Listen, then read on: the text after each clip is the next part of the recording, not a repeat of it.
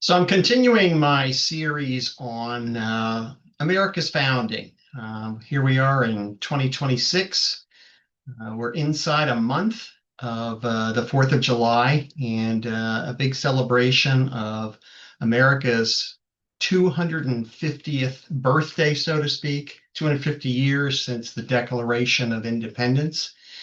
And so what I'm doing is a series that takes a look at our founding, and particularly in relation to its Christian roots, which so often get either denied or forgotten. And so there is so much evidence that indeed our founders were predominantly Christian, not deists, and that the intention was that faith would be at the root of our culture and our society. Something that, again, I think we are drifting farther and farther away from, and I would suggest at our own peril. But today, in this particular video, I'm going to look at the individual states, the colonies, and their constitutions that they drew up. And I suspect that many of you will be surprised by what these constitutions actually call for. So let's take a look at the constitutions, at least some of them, in the colonies of the Americas of America. So there is indeed so much in the news about what are the genuine roots of American culture, and of course, it's a very timely period that we would be looking at that, uh, based on the fact that again we are approaching July 4, 2026, the 250th year since the signing or since the Declaration of Independence. So debates do rage as to what were the original intentions of the founders when it came to church-state relations. Obviously, so much of what we hear on one side of the aisle, so to speak, is, oh my goodness, there must be this impenetrable wall of separation between church and state, and on the other side, uh, calling for the Ten Commandments to be allowed, at least permitted to be just posted in schools, allowing schools to have Christian clubs. The whole thing about Turning Point USA last year, and obviously their intention to try and get chapters in schools, and many schools and universities fighting it because of the nature of that organization being so faith-based. But anyway, these debates rage regarding the real personal beliefs of the founding fathers. Again, so many people think or say or teach that the intention of the founders was to create a secular nation. That so many of them were secular themselves or deists, and we'll talk about what a deist is later. Or were they in fact devout Christians? Well, the idea in this series for me is to kind of present the evidence and allow you to decide what does an honest, unbiased appraisal um, show or demonstrate or lead one to believe. A couple of things and in the next lesson, I'm going to talk more about federally what the approach was. This particular lesson, I want to look at the states in particular. But in 1931, which of course is long after the Declaration of Independence and the drafting and establishing of the U.S. Constitution, the U.S. Supreme Court in 1931, just about 100 years ago, and 150 years plus after the founding of the country, declared that the United States is a Christian nation. This was a statement from the United States Supreme Court. They seem to have understood that that's what our founding was designed to be. Franklin Roosevelt of the United States noted, lasting concord between men and nations founded on the principles of Christianity.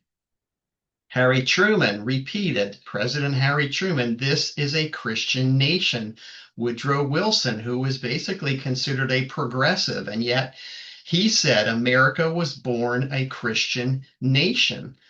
They seem to have no debate about it.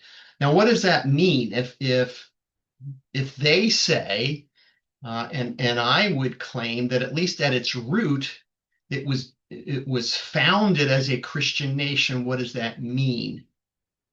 Well, an honest study of the facts shows that a majority of the earliest Americans shared a common religion and ethic. That does not mean they all belonged to the same denominational church. They all believed a full set of theological principles together. But America's earliest founders were self-professing Christians. And again, it does not mean that every American was. It doesn't mean, of course, that every American is or must be a Christian. The bottom line is, though, that the principles of our governance was infused with Christianity, as you're going to see in a few minutes. Because one way to demonstrate those original intentions is, in fact, to look at the constitutions that were drafted and crafted by those original colonies. We're going to look at that in a minute. What did they establish with respect to the relationship between church and state?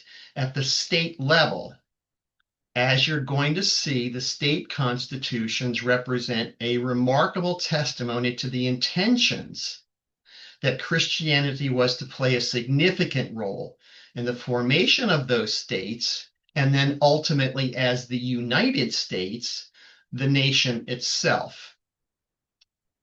Delaware. I am, of course, in Pennsylvania, a neighboring state, Delaware, one of the first states. As a matter of fact, its motto, I believe, is the first state. Well, an objective reading of Delaware's constitution shows how it established the Christian religion. It clearly was opposed to elevating one religious sect, meaning a denomination. That's what many of them fled coming from England, where there was a state church, the Anglican Church. And there was oppression and persecution of others, even if they were Christian denominations, so to speak. So separation of church and state was built in by forbidding a clergyman or a preacher from holding any civil office only they were active in their pastoral functions. So that was the only time or the only way in which a clergyman would be forbidden. However, office holders, this is in Delaware still, were required to subscribe to a certain religious faith by making the following declaration. In other words, they didn't have to be of a particular denomination, and so that was sort of the freedom of religion that they were espousing or looking for, but they were required, office holders were required to make the following declaration, quote, I do profess faith in God the Father and in Jesus Christ, his only Son, and in the Holy Ghost, one God, blessed evermore. And I do acknowledge the Holy Scriptures of the Old and New Testament to be given by divine inspiration. Now that sounds like something that would be included in the liturgy of my church. And yet this was a declaration that office holders in the state of Delaware had to make. New Jersey. The earlier settlers of New Jersey originally were from Long Island, New York. And here is something that the New Jersey Constitution stipulated. No Protestant inhabitant of this colony of New Jersey shall be denied the enjoyment of any civil right merely on account of his religious principles, but that all persons professing a belief in the faith of any Protestant sect shall be capable of being elected into any office or profit or trust or being a member of either branch of the legislature. So they applied no religious litmus test, but showed a clear preference for a Protestant Christianity. Again, so they were trying to get away from any kind of establishment of a particular Protestant sect, that you could be of any Protestant sect. Again, this speaks to their history and what they were fleeing from when obviously the Pilgrims came and so forth, fleeing religious persecution of their Protestant denominations. Georgia, again, like so many of the other colonies, Georgia was established as a refuge for persecuted Protestants of Europe, where there were state churches. And that's what they were coming to the North American continent to get away from. Now, the Georgia Constitution says the representatives shall be chosen out of the residents of each county, and they shall be of the Protestant religion. So, in other words, in order to be an office holder, you had to be a professing Protestant Christian. Massachusetts, again, one of the oldest, obviously, where the Pilgrims landed. Massachusetts continued its Christian legacy. We know about the Pilgrims, of course, but when it came time, many years later, to establish a constitution, it said it is the right as well as the duty of all men in society publicly and at stated seasons to worship the supreme being, the great creator and preserver of the universe. So, while it did not go so far as to compel worship, it exhorted the citizenry to do so. And again, this is far from the separation of church and state that we are led to believe. Now, in discussing the office of the governor of Massachusetts, it said the governor shall be chosen annually, and as to the qualifications of the governor of Massachusetts, no person shall be eligible to this office unless he shall declare himself to be of the Christian religion. So there was religious tolerance, of course, but if you were to be a governor, you had to be a professing Christian.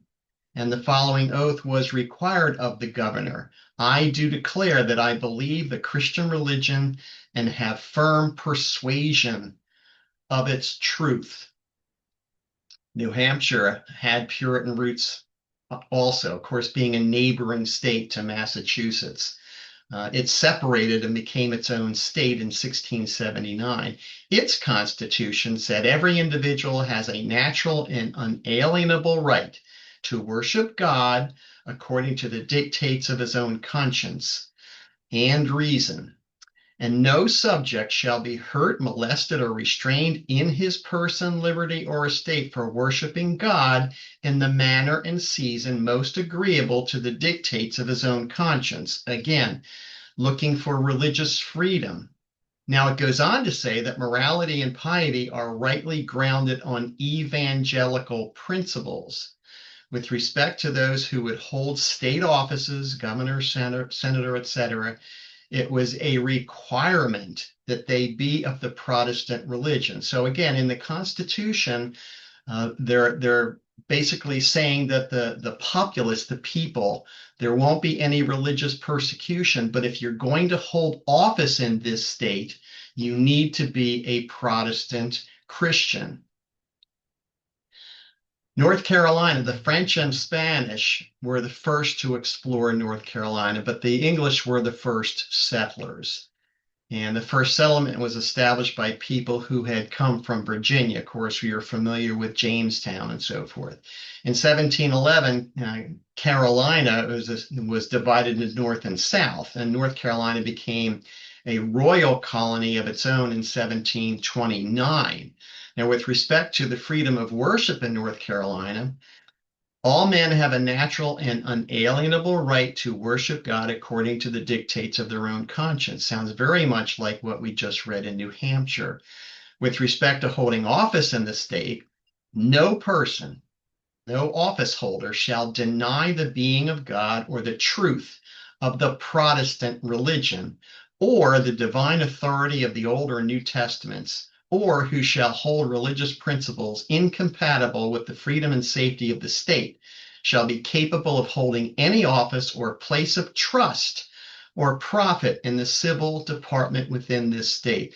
Again, I could read this, and this almost sounds like the qualifications to be an elder in my church. South Carolina, like the other states that we've been talking about, has its roots deeply entrenched in Christianity. Its original constitution stated that the Christian Protestant religion shall be deemed and is hereby constituted and declared to be the established religion of this state. So again, clearly, this is perhaps the most clear declaration so far that certainly there was no intention for there to be the separation of church and state. In fact, this state was establishing that the Protestant religion, now it didn't pick a denomination, but obviously it did pick Protestant Christianity to be the established faith system, if you will, of the state. And so as a result of that being in the Constitution, there were religious requirements established for office holders. Those stipulations remained for a long time. As a matter of fact, as late as 1989, the following statement was still in the Constitution of South Carolina. No person shall be eligible to hold the office of governor who denies the existence of the supreme being. No person who denies the existence of a supreme being shall hold any office under this Constitution. So there was, you at least had to be a professing believer in God, and that was as late as 1989, not all that long ago.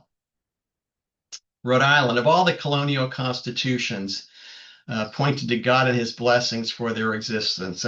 Another example is Rhode Island, in whose constitution it refers to certain qualifications, again, just as we've been reading with so many of the others, pertaining to office holders.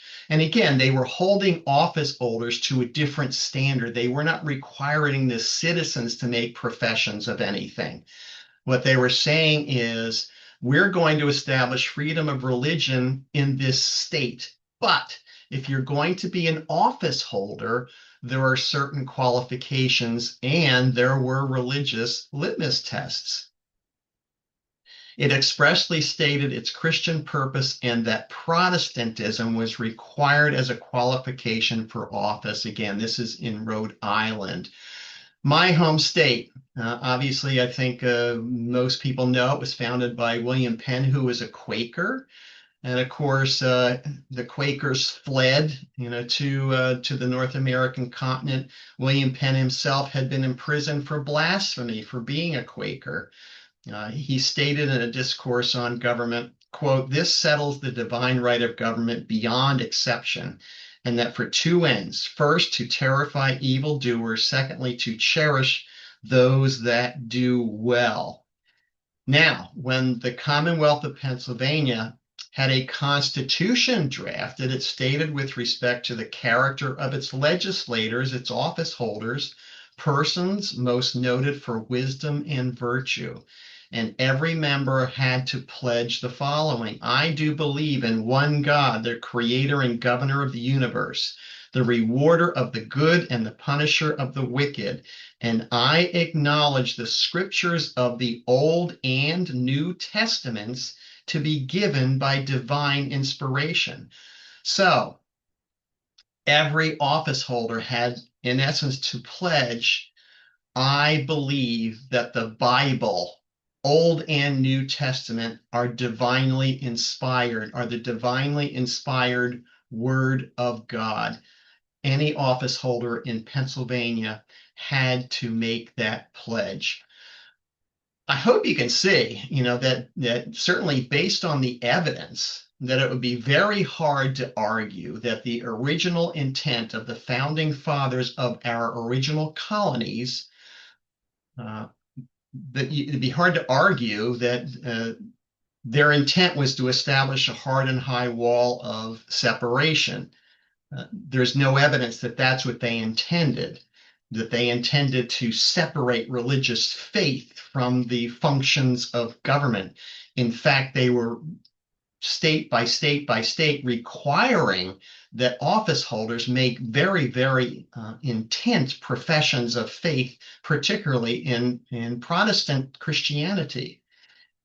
Freedom of religion was clearly established, particularly amongst the citizenry. The citizens, you can follow your conscience relative to God in any way that you want to, but to be an office holder in these states, uh, the expectation, in many cases, a requirement, was that the office holder would be a professing Christian. And in fact, they had to make that profession public as they took office. So, again, it would be very, very hard, I believe, to argue that the intent of the founders was to create a wall of separation between the church and the state. If you're requiring that your office holders be professing Christians, how can you say that you want to separate church and state, or keep religion out of the public square, so to speak, which so many people, unfortunately, today believe that was the original intent, when it clearly was not. Now, just for a second, I think it's going to come up later as well, in one of the later lessons, chapters, whatever. A deist is basically someone who believes that, yes, there's this higher power, but he's very, very impersonal. It's sort of like the watchmaker has been compared to a watchmaker who creates the watch, winds it up, sets it down, and just lets it go, does not do anything to interfere with it, does not do anything more to affect it, nothing. And so this would be a God who created everything that we see, and that everything that was created, he created. But he does not dabble in it. He does not interfere in it. He does not engage with it. He does not involve himself in it. He's just letting it run, basically, a wind-up toy, and let it go. This is not consistent with what we read of, again, the framers of these constitutions, the framers of our national constitution, the framers of the Declaration of Independence, and the personal writings. I'm not going to have time to get into a lot of that. But we're going to talk about some of the founding fathers in another lesson. But for today, I hope this has given you an indication, and maybe enlightened you, or formed you, educated you in terms of what the original intent was when America was founded 250 years ago, and the states established their constitutions, and what their expectations were, particularly of their leadership. They were expected to be professing Christians. So I hope this has been informative, hope this has been helpful, and I hope you'll look for the next lesson, where I'll be talking about what was the federal approach as the Constitution and other documents began to be drafted and crafted and so forth, compared to the states and how they related to each other. So thank you very much for watching.